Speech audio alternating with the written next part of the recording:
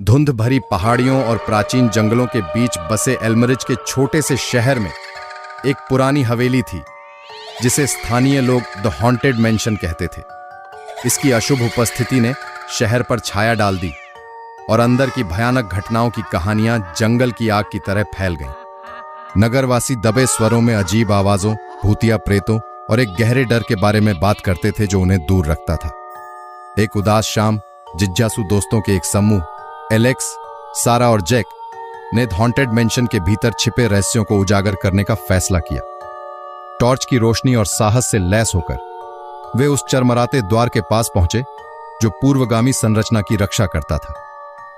जैसे ही वे ऊंचे ऊंचे बगीचे से गुजरे, हवा सस्पेंस से घनी हो गई। उखड़ते पेंट और जंग लगे कब्जों वाला प्रवेश द्वार जब उन्होंने उसे धक्का देकर खोला तो वह कराहने लगा। दोस्त सावधानी से अंदर दाखिल हुए। उनके कदमों की आवाज भव्य दालान में गूंज रही थी। अंदर का वातावरण अज्ञात भाव से बोझिल था। जब वे हवेली के मंद रोशनी वाले कमरों का निरीक्षण कर रहे थे तो धूल के कण मंद रोशनी में नाच रहे थे। एक कमरे में उन्हें प्राचीन पुस्तकों का एक संग्रह मिला जिनके पन्ने उम्र के साथ पीले हो गए थे। उनमें से उन्हें एक फटी हुई डायरी मिली जिसमें हवेली के भूतिया अतीत की कुंजी थी। डायरी एलेनोर नाम की एक महिला की थी जो कई दशक पहले हवेली में रहती थी। उनकी प्रविष्टियों में एक दुखद प्रेम कहानी का वर्णन किया गया है जिसने उनका दिल तोड़ दिया और उन्हें अकेला छोड़ दिया।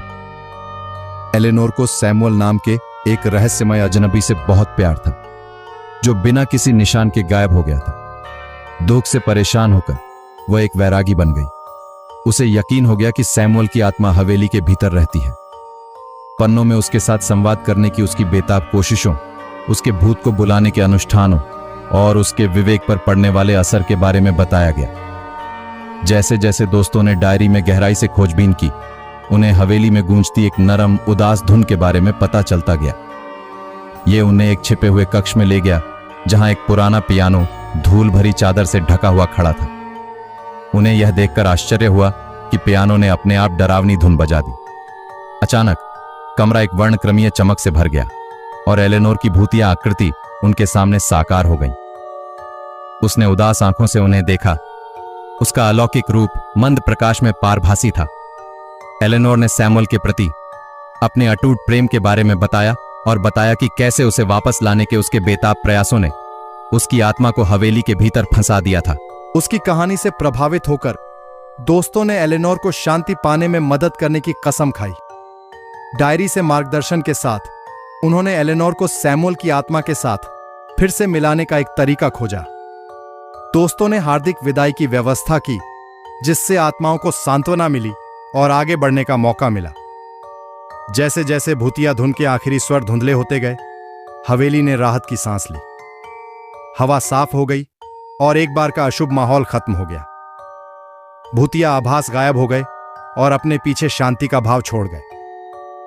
शहरवासियों ने, जो अब डर के बोझ से दबे हुए नहीं थे, धीरे धीरे द हॉन्टेड मैंशन को अपना लिया। इसका काला इतिहास एक गंभीर प्रेम कहानी में बदल गया जिसने शहर के रहस्य को और बढ़ा दिया। एल्मरिज अपनी प्रेतवादित हवेली के लिए नहीं बल्कि 3 दोस्तों की करुणा और बहादुरी के लिए जाना जाता है जिन्होंने एक पीड़ित आत्मा को शांति प्रदान की।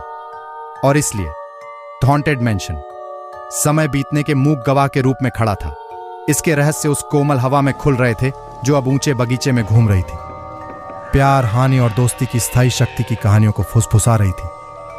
दोस्तों, कहानी यही खत्म होती है। हमारे चैनल को सब्सक्राइब कर लो। मैं आप सभी के लिए दिल दहला देने वाली हॉरर स्टोरी लाता रहूंगा।